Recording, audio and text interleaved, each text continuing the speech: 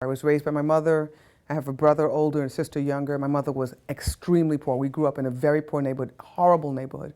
And we lived in a horrible building. I mean, all the stuff. We lived in a ghetto. And my mother told me early in my life, and my brother and my sister as well, that where we were was not who we were. She couldn't change the circumstances. She couldn't change where we were living. But she could invest a disproportionate amount of her energy and her resources towards our education, towards my education and my brother's and my sister's education, so she did. My mother made $4,400 a year, her highest pay ever. And my education when I was in high school was $65 a month, $650 a year it took to educate me alone.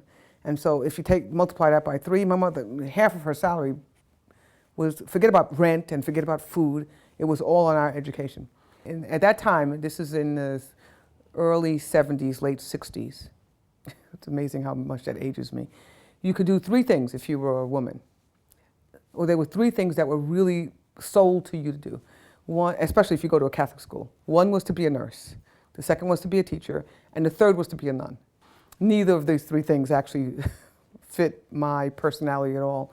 So I actually went to a book in the library called the Barron's book. I remember looking at the section of the book that's what's the career that you can get after 4 years of college, because college was a requirement in my house. And it's interesting, nowadays I would say, well, how are you going to pay for that? But back then, we never even talked about it. My mother had no money to pay for college. But her assumption was that if we got into college, we would figure it out, right? So you had to go to college. So what career could you get after 4 years of college that paid the most money? This was the deal, because we didn't have any money. And it was being a chemical engineer. When I was a senior in college, I got hooked up into a program that's called GEM, that I summer interned at Xerox, and GEM paid for my graduate school at Columbia, and the rest, as I say, is history. So I started working, an engineer in a lab, worked in a lab for years, 5 years.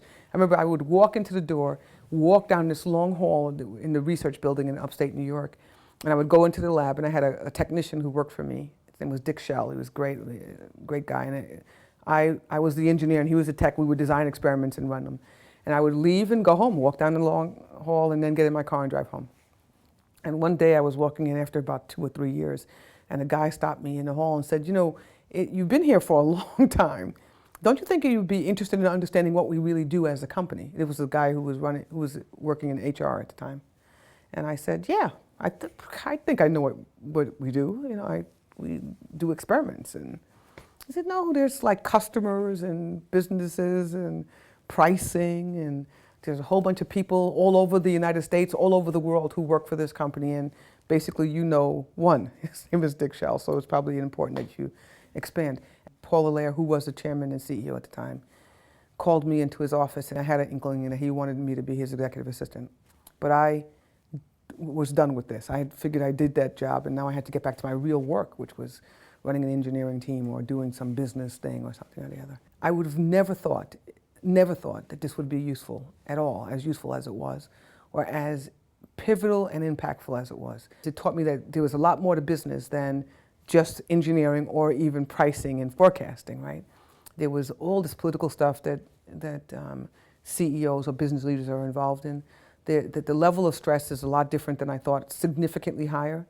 That the level of control is a lot different than I thought, significantly lower. So there's all these things I had assumed that, yeah, when you become the CEO, all these people do what you say, and it turns out not at all, right? There's a lot of people who do what they say, and you just try to corral them into a reasonable area. Anyway, it was a great, great job, and it taught me, because of Paul's personality, I had worked for a lot of other men who had a really hard-driving, very aggressive approach to business, very aggressive, kind of like a military approach to business. Paul was exactly the opposite. He liked the ballet, and he would leave work early sometimes and go to the ballet with his wife. And it taught me that you could actually mix your life into this thing, and it gave me hope. It was probably the first time that I said, yeah, I could probably do this type of work, leading a company. So I worked for him for a couple of years, and we went through a big organizational redesign, and I was placed on that team. The top 20 people in the company were on this team, and me. I'm vice president of nothing. And I was placed on the team as an equal. And I was honored with my service of being on this team, given the fax business unit. Literally, from engineer to learning a little bit about business to becoming executive assistant to now being the vice president and general manager of Office Color, of which we had no products, and Fax, which we had $300 million worth of revenue, losing $30 million a year. And I remember I felt like I had arrived in the world and developing this unbelievably detailed business plan because I had learned about pricing and forecasting and all this stuff, and I had to go in front of the operations committee and present the business plan for this business. And Paul was quiet, and he said, break even or close it down.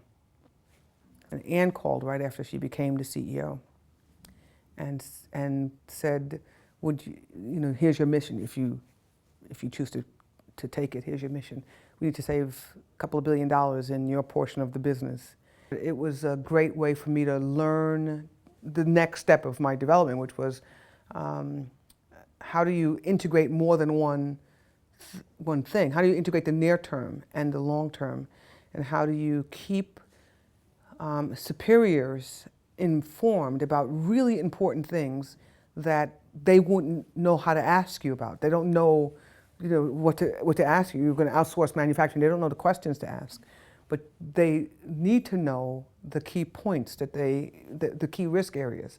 One of the things that we are falling behind in the United States, by the way, I would say in the UK as well, I know, is our ability to produce scientists, technicians, engineers, and mathematicians.